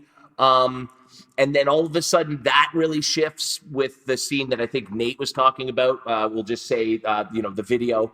And then, I'm 100% with you guys that I think the ending really falls apart. You have that 2.5 minutes and it was just so out of left field and so horrific and so real. And then I think it went Hollywood for the ending and tried to wrap things up too neatly. Like I've heard from the director that the original plan was to have it end with the bonfire. We'll just say that. And I think if it went bonfire, end credits, it would have hit harder. It would have left that sickening feeling that I think the subject topic was supposed to leave you with, right? Like, and so I just think that neat little bow took away from the power of the message, in my opinion. I think it was a great film. And Mike, you said it was almost a little Hollywoody, and it was, but so good that it deserves to be in the category, but I think it lost itself in those last 5 or 10 minutes. So if they had not done the Hollywood route, this movie would have been amazing, because it would have really hit home this idea that women's voices aren't being heard. It's still not over. Exactly. There's no victory there. Yeah. Exactly. One last thing before we wrap it up, because we have talked about this film a lot. I really enjoyed the juxtaposition of casting so-called nice guys in these roles of not so nice guys. You had Alfred Molina, you had McLovin, you had Bo Burnham, who's like the most charming man on earth, and Adam Brody, and all of these typical guys you see on TV, film. They're the lovable side character, and all of them have a different edge in this, and I think that helps lull you into a false sense of security. That's a great point. Yeah, the nice guy who isn't actually nice. It's funny. I noticed that without actually realizing I noticed that. That's such a good shout there. That's brilliant casting in that regard. Well said. All right, well, let's move on to our next category here, our next predictions. I think it goes without saying that most nominees in our next category are often responsible for the best pictures of the year. And it's no different this year, as 4 of the 5 following nominees were behind Best Pictures this year. In addition, history has been made as for the first time ever, 2 women have been selected in this category. This is the award for Best Director. The nominees are Thomas Vinterberg, Another Round, David Fincher, Mank, Lee Isaac Chung, Minari, Chloe Zhao, Nomadland, Emerald Fennell, Promising Young Woman. Sorry, it's going to be Chloe Zhao for Nomadland. Yeah, I think so. I think, and especially, I think she won at the Globes, right? So I think that's very, very telling. I think she, for her to do what she did with this movie, like Justin was saying, that's a huge deal. And to be able to also, these performances that we're seeing from a lot of these people that actually, these are real people that are in this movie, the way that she was still able to capture that without it feeling like I'm watching all these people who aren't actors was really, really well done. Yeah.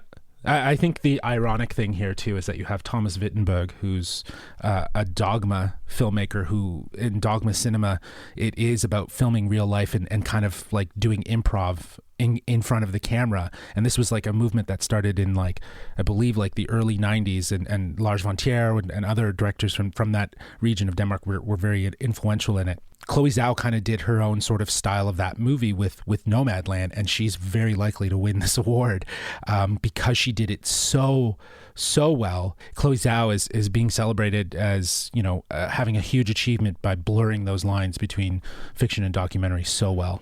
Yeah, I agree. I think it's going to be Chloe Zhao that wins the award. Obviously, as we spoke upon earlier, I'm not going to continue to shit on the film.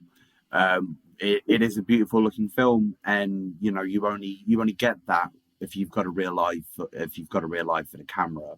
I think the Academy are going to love that. And as a side point, I think Kevin Feige is sat crossing his fingers, toes, everything that Chloe Zhao does win this. And then what's her very next film? Marvel's The Eternals. Yeah. What a promotional buzz that will be what a boost that will be for that movie. From the Academy Award winning Chloe Zhao, The Eternals. However, I would say don't be surprised if Fincher wins it. I'm not going to rule that out. Another Hollywood for Hollywood. Yeah. If I was a betting man, depending on the odds, I've not looked at the odds, but there could be value in betting on Fincher. Yeah, I'll keep it short and sweet. I think Chloe takes it, and I love what you just said there, Mike. Maybe they are waiting for this to happen. Then that's why we haven't seen any of the promotional stuff. Exactly. So they can instantly give you a teaser and go from Academy Award-winning director. But it I all makes sense now. You just cracked the case. Alrighty. The next film we will be discussing is a stunner amongst the nominees in the Best Picture category. Heavy metal drummer Ruben's life is thrown into a freefall when he quickly and suddenly begins to lose his hearing. Now he needs to find some solid ground, understand that being deaf is not a handicap, and that deafness isn't something to fix. This is Sound of Metal. Damn, this movie was so good. I was captivated. First off, Riz Ahmed was unbelievable in this film.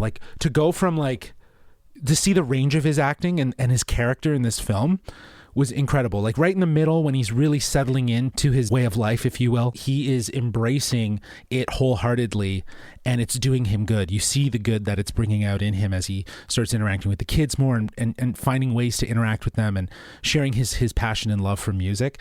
And then just that flip. It's so well done. The sound we've already talked about. The sound is so captivating, the way it takes you in. One of my favorite scenes is where he's sitting for his first time in a circle eating dinner with the rest of the members of the house, and you just hear that fuzz that he hears in his ears.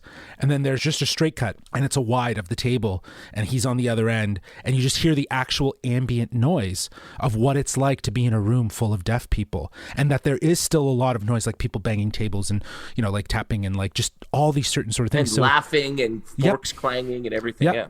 And I also love that they didn't, like, I don't know. I did your movie have subtitles? Mine didn't.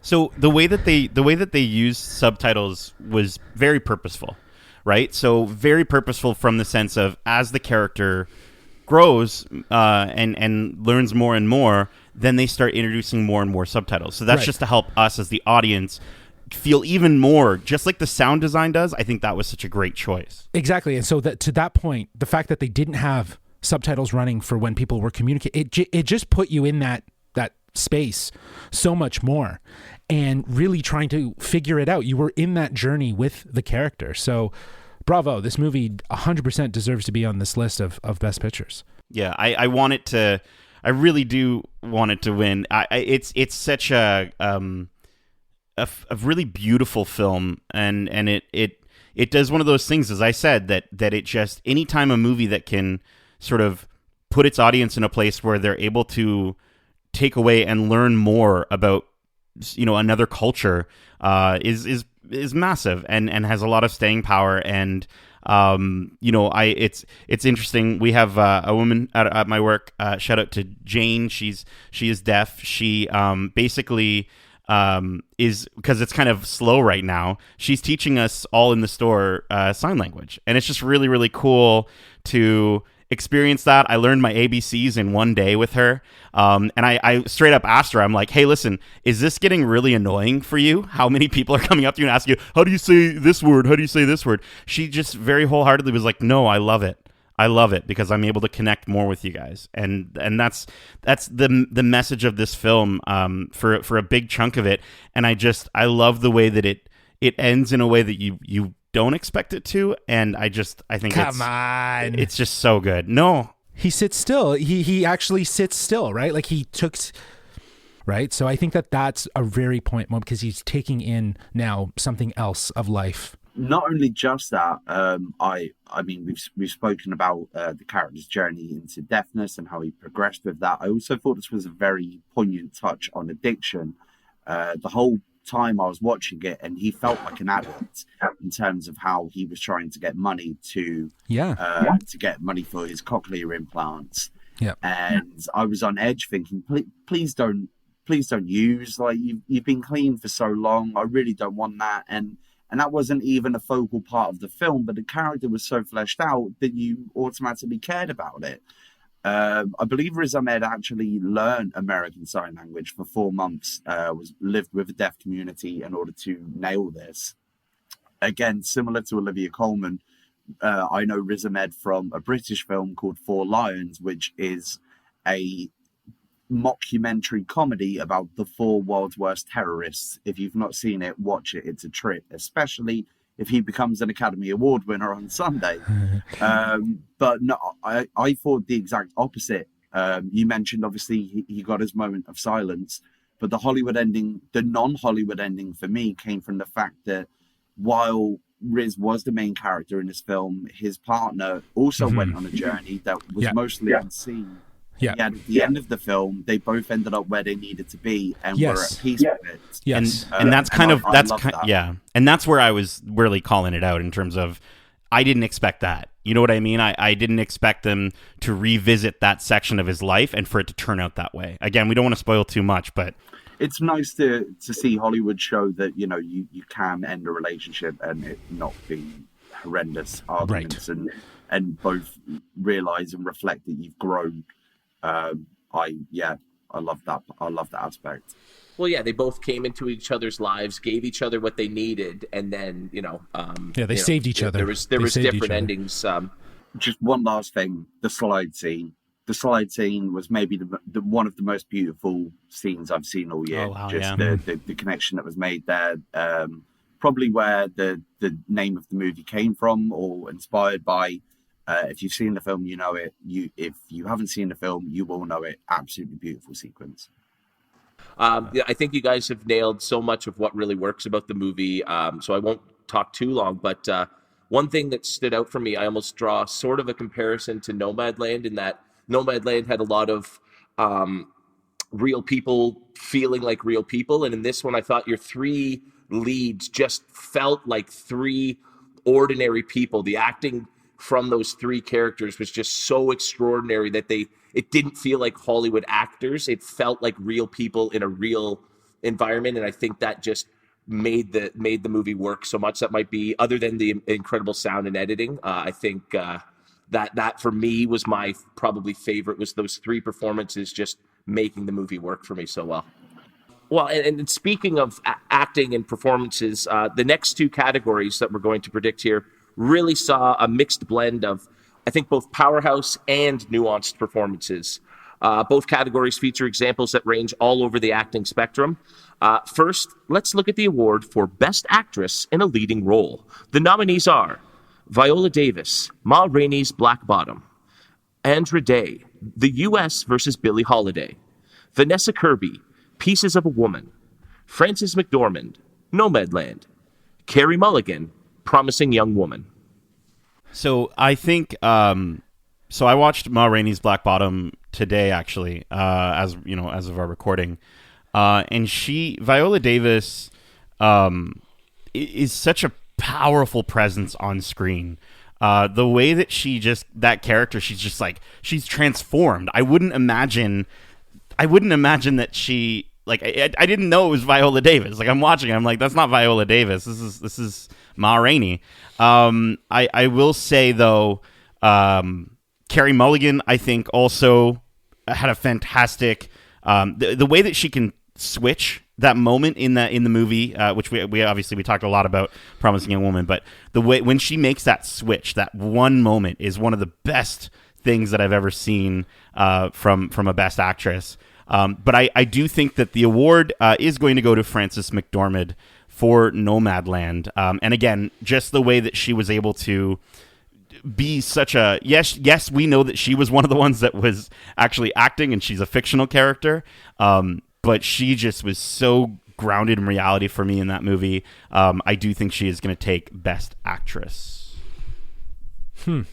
Interesting. I 100% disagree with that. I think Frances McDormand has, as Kevin pointed out earlier, she has won an Oscar before, and for things that are far better than this. And I think that the way to truly celebrate this film is through Best Picture, if anything, if it's going to win, or Director, in that capacity. That being said, I do think that this could be between... Like, I haven't seen Andra Day in The U.S. versus Billie Holiday. I have heard more things, though, about Viola Davis in Ma Rainey Black Bottom. I think that she could take it, but I'm putting my name down for Carey Mulligan, because nice. I think, like, I honestly think that she did such a great job. Like, to your point, Nate, like how she switches, and she does it numerous times. It's just, it felt so, it was so well done. It was a very well done acting role. So she deserves it if she wins. I mean, you know my feelings on Promising Young Woman at this point. However, sadly, I don't think she's gonna take the award. I know.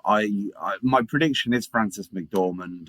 I think it's going to be an almighty sweep on the night for Nomadland. But Nate, fantastic point you made there. Viola Davis, probably my favorite performance of the year. Absolutely unrecognizable as Ma Rainey in this film. She just goes to a different place. I know the film became very talked about because obviously this is Chadwick Boseman's final performance. but and as good as he was, Viola Davis was unbelievable. You couldn't take your eyes off of her. The swagger she had, every little movement that she made sense. It had a purpose to it. The diction in her voice, the way she said everything, it just an unbelievable performance. I would love for her to take it. Obviously, Carey Mulligan. And just because you mentioned you've not seen it, Andrew Day in the US versus Billie Holiday is very, very good. The only one I've not seen is Pieces of a Woman, so I can't comment. But yeah, I think it'll be Francis. But if Viola or Carrie win on Sunday, I may do backflips. Yeah, Viola, I think Viola has a better chance than Carrie. I'm just putting my name under Carrie because I think she's good. She's great. Kev, honest, this was the toughest one for me, just because I've only seen 2 of the 5 movie or performances that were nominated here, and so this one I went purely to, okay, what did the awards circuit leading into this say? And it was all over the map. Andrew Day won at the Golden Globes. Carey Mulligan took the Critics' Choice, and then Vanessa Kirby and Frances McDormand were the only 2 to even earn BAFTA nominations. But Viola Davis won the SAG Award, so I'm just going to go with that being generally the key. So I'm going to keep it simple and just go for this one with an answer that I think is the safest. Playing the safe card. Viola Davis. Yep. Hey, that's how you win these things, baby. All right. True. Let's move on to our next category, and these are the nominees for Best Actor in a Leading Role. The nominees are Riz Ahmed for Sound of Metal, Chadwick Boseman for Ma Rainey's Black Bottom, Anthony Hopkins for The Father, Gary Oldman for Mank, Stephen Yeun for Minari. Is this another 3-2-1 scenario? Because I feel like we're all on the same page. I hope it is. Let's try it. Let's try it. 3, 2, 1. Anthony Chadwick Boseman. No, sorry. I disagree. think so. I just think that's how the Academy tends to do these things. I think this is a notable reason to do it, obviously, as well. I feel like an asshole going against that, but I want Anthony all day long, Mike. I want it to be Anthony Hopkins all day long. Before I watched The Father, I was certain it was Riz Ahmed. I thought the dedication that he put into the role, the frustration that he showed, he was fantastic. But after watching The Father, it's Anthony Hopkins. After watching Ma Rainey's Black Bottom, I don't understand how anyone could come away from that and remember Chadwick Boseman's performance in relation to Viola Davis's performance, because, well, I know why people will remember it, and it's going to be remembered. And he did not give a bad performance by any stretch of the imagination, but he was outshone in that film for me. And my prediction and what I want is Anthony Hopkins. I would love if Riz Ahmed was to take it. I think he did such a wonderful job.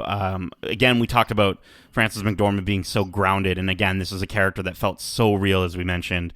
But no, it is going to be Chadwick Boseman. I think Levy is the way he portrays that character is so animated, charming, but also beaten down and unpredictable is unbelievable. I've only really ever seen him in Avengers and Da 5 Bloods.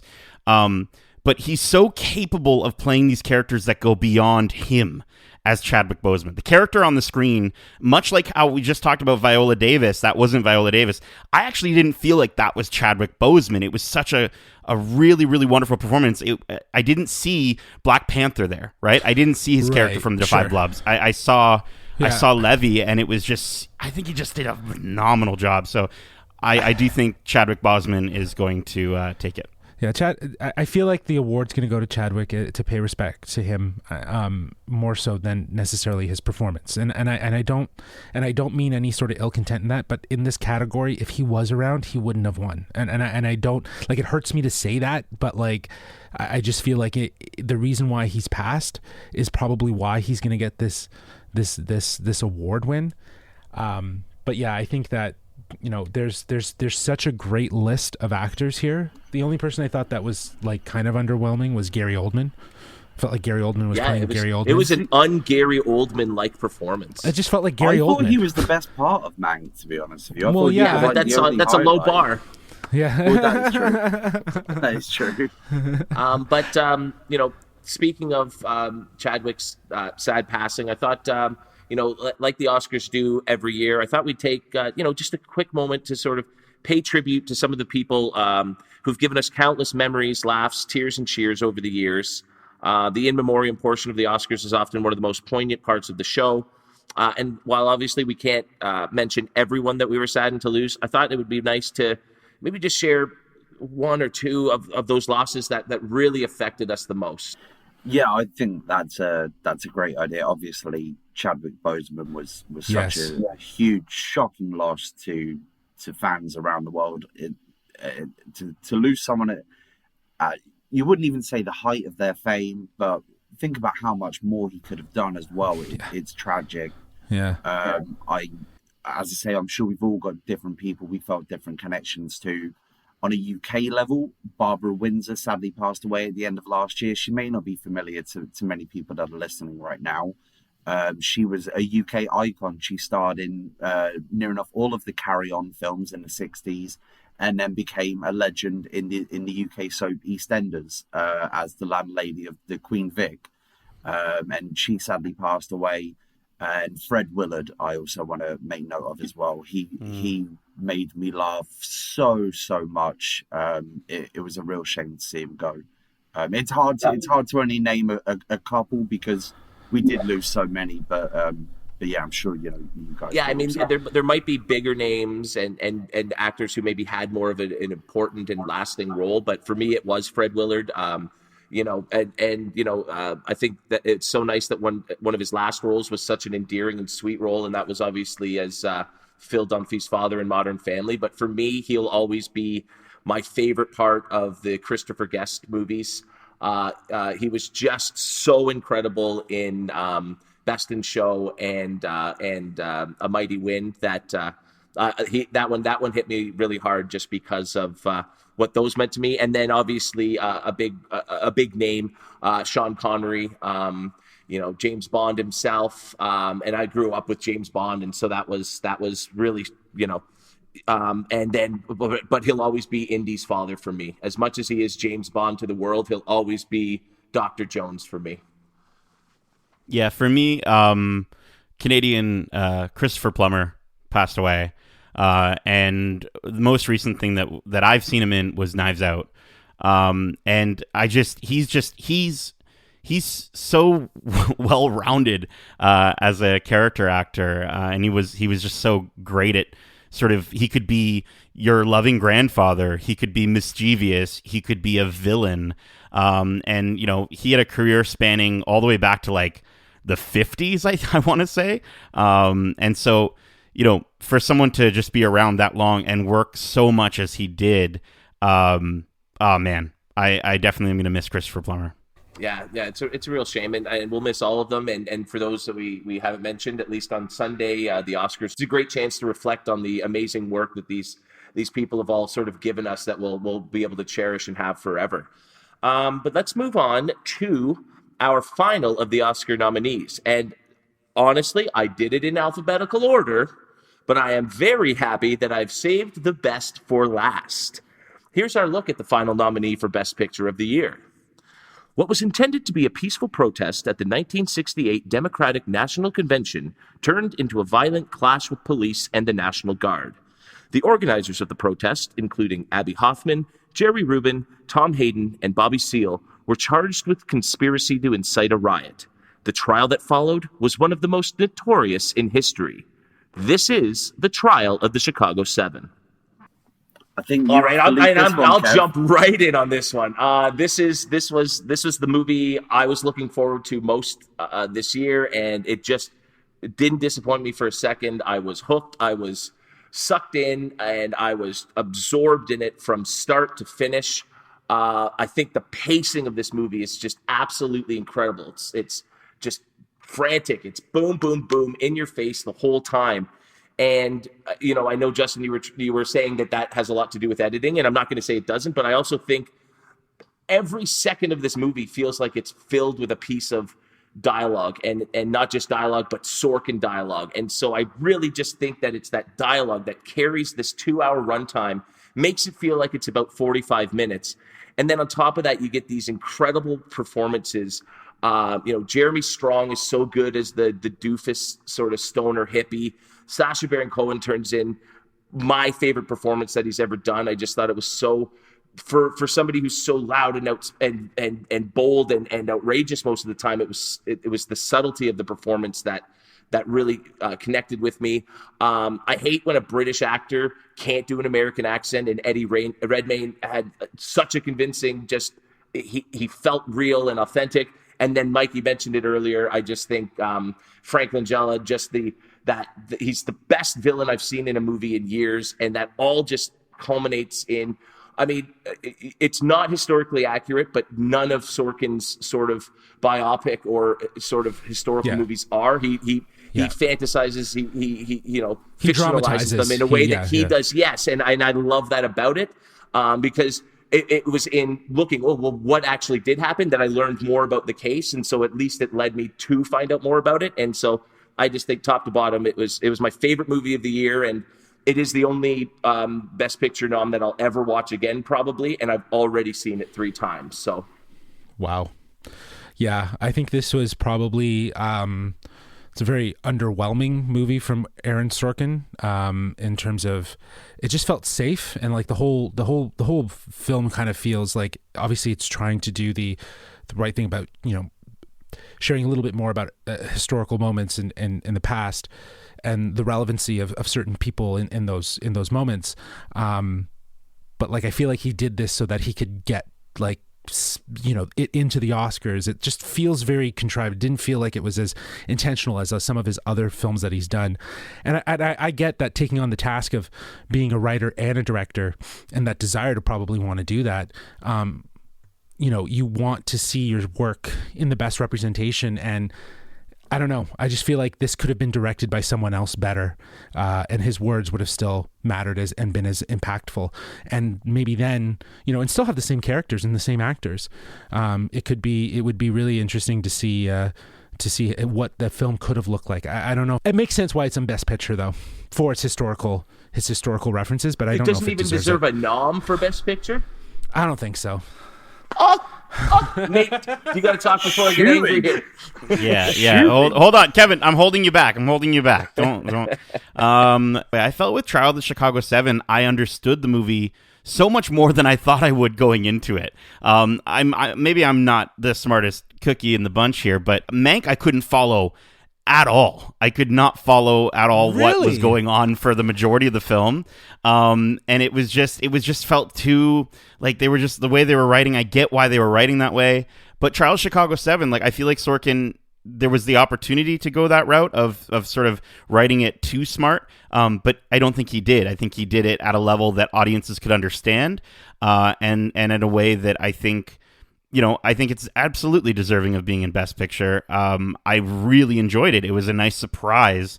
But we'll get to whether it wins or not. But yeah, I really like Trial of the Chicago 7, and it's a movie that I've thought about many more times since seeing it. Yeah, I definitely want to make clear I do think it is a deserving nomination for Best Picture. Kevin, I'm sure you correct me in this. I believe this is only his second featured directorial movie after Molly's Game. Is that correct? And then he's got one scheduled to come out next year. Everything else he's just written. Yeah, Molly's Game was his first directorial film, and it was awful. Which, I'm sorry, that stunk. That is my least favorite Sorkin anything, in my opinion. No, but it shows an improvement in his craft. And when you've got such a humongous ensemble cast, I mean, look at the names: Eddie Redmayne, Sacha Baron Cohen, Jeremy Strong, John Carroll Lynch, Yahya Abdul-Mateen, who I have to always shout out Watchmen whenever I get the chance to watch Watchmen. Yes. Mark Rylance, Joseph Gordon-Levitt, Frank Langella, Michael Keaton. And yet when you mention all of these actors in the context of this film, you remember the characters that they were, and you remember what part they played in the film. And to do that takes a lot of craftsmanship. It was a favorite of mine this year. It's not my favorite, but I was thoroughly entertained while watching it. As I say, touched upon Frank Langella, awful villain. Sacha Baron Cohen was tremendous. He fully deserved his nomination. I don't think it's the strongest of the pack. And I have some slight resentment towards Jeremy Strong, as I have now been compared to Jeremy Strong for the last however long since this film came out, for rocking long hair, a headband, and a beard. But yeah, you just take it with the territory. So if I threw an egg at you, would you catch it? I mean, I would catch it. Whether it remains intact or not, I don't know, but I would definitely catch it. I thought this was a fantastic film. Arguably, there was so many good performances, they all overshadowed one another. It's tough to pick out a one that really stuck out, because there were so many good performances, but a very well-deserving nomination for me. And as I say, if this is the way Sorkin is making movies with his second film, imagine what his third film, his fourth film is going to be like. Nate and Mike, we're still cool. Just we're gonna have to talk after the recording, I think, pal. Let's move on to the big award. Let's make our picks for the best picture. I think I know what the three of you won't be picking, and we'll see if you're shocked by what I pick. The nominees for best picture are The Father, Judas and the Black Messiah, Mank, Minari, Nomadland, Promising Young Woman, Sound of Metal, and The Trial of the Chicago 7. I think this is a 3-2-1. Probably. 3, 2, 1. Nomadland. Minari. Okay, there we go. Ooh, Somebody had to do love it. that. I love that. Yeah, Go, that Justin. was my should. That's my should win, but yeah. That or Promising Young Woman. Just for context, last year I chose Parasite, and that was very unlikely to happen. And honestly, this movie, it did everything right and everything poignant and timely. It was reflexive by looking through history. It was so well done. At the end of it, it's a big hug, like you said, Mike. It's a feel-good movie. And I think Hollywood and the Oscars tend to enjoy those kind of movies, like Minari, where it's insightful and it's forward, and it hits the right beats. And I feel like they're gonna give a movie like that versus Nomadland, which I know everyone else is saying, but I think that film can be celebrated in other ways of, having cinematic achievements. I don't know if it's best picture. I feel like Minari just takes it for me. Yeah, I loved Minari when I watched it. My should, I think, is Sound of Metal. I think Sound of Metal, as we've just gushed over this entire podcast, is just such a wonderful original story that does such a good job at bringing you in. And the acting in it is, again, incredible. It just does so many things right. And there's so many moments from that movie that I vividly remember. Whereas all of the other movies we talked about tonight, there's some moments, but there are more moments in Sound of Metal. That being said, I'm going with Nomadland as my pick. Again, for everything that I said earlier, for its craftsmanship as a film, for the acting in it, from McDormand, I think it'll take Best Picture. Yep, I agree. I think Nomadland's going to have a huge night. I think it's going to pick up a ton of awards. I think that's going to be the story of the night. The other story being how few Mank takes home, which is maybe the most Oscar bait movie to ever be created. My pure one, obviously, is Promising Young Woman. My dark horse pick is Minari. I would, again, be over the moon if it was either of those two, but I just can't look past Nomadland. It's been on a hype train for months now. I know. Yeah, it's there. It seems a given, doesn't it? It's going to be so bad land, and I think it's going to be for the idea of what the movie was supposed to be, rather than what it actually ended up being. I think there's so much of they tried to make this thing and it just didn't hit those notes for me personally. I think a lot of everybody who knows me and has heard me gush over Trial for the last 4 months would have guessed I would have picked that. That's I want to win. But as long as it gets the screenplay, I'm happy. The way that Minari hit me in an unexpected way, the way that it was honestly my favorite of the other 7. So I'm rooting for it, but it's just too obvious that Nomadland is taking it, I think. Yeah. Well, we'll see next week. We'll see. I can't wait. Certainly I will. can't wait. Awesome. Wow, guys. That was an incredible show. Thanks for sticking with me for this long. To our listeners who are still here, thank you so much for going on the ride with us. Hey, at least we're still only about half as long as an Oscar show actually is. Yes, so exactly. You got to give us some credit there, right? This is the in-depth Oscar podcast now. This is all you need to set yourself up. Yes, you only need, if you're going to listen to one to set yourself up for the big show, this is the one. Tell your friends. Let's wish good luck to all of the nominees. And let's thank all the incredible filmmakers responsible for providing us with entertainment during the lockdown, an otherwise, kind of challenging year. Gentlemen, thank you for your insightful contributions tonight. And I really look forward to finding out who among us is the smartest and snobbiest of film admirers. Again, we hope you enjoyed this episode. If you did, please be sure to subscribe to us wherever you listen to podcasts. And as always, be sure to leave us 5 stars. That is basically the equivalent of a shiny statue of a bald man with a sword. Whose picks did you agree with most? Which film do you think will take home the Best Picture award this year? Let us know via email at geekspickoscars@. Oh, no, that's not it. J-Law, where can our listeners reach us? They can reach us at wearegeekcentric@gmail.com. That's wearegeekcentric@gmail.com. That was good. I was like, what is he got an email? Mike, thank you so much for joining us. We always love you having on the show. Hey, we look forward to having you back on next week. Yes. Really quickly, because our listeners are getting familiar with you, but why don't you, again, let them know where to find you, and please let us know what you're working on or what you have coming up. Thank you very much for having me on. It's an absolute pleasure talking with you boys. I was honoured and privileged to be asked to come on. You can find me on the Lingering Around Up Next. We're a wrestling podcast, but branching off into so many different things at the moment. I host a movie show called The Other Guys, which streams exclusively on Twitch, Friday nights, 6:30 p.m. Eastern, 11:30 p.m. if you're in the UK. If you're in the rest of the world, unfortunately, work that out. My brain can't handle that time. And we do watch-alongs on Twitch, and there's the UpNXT podcast, twitch.tv/upNXTpodcast. You can follow me on Twitter at Hogan Bay, that's HOGANBEYY, and UpNXT at upNXT podcast. It's great having you on, man. It was nice to have like a real in-depth cinematic conversation, because I'm dealing with these mugheads that are like, I'm just joking. They don't understand the mise en scène. Exactly. Thank you for bringing some mise en scène to this conversation. I appreciate it.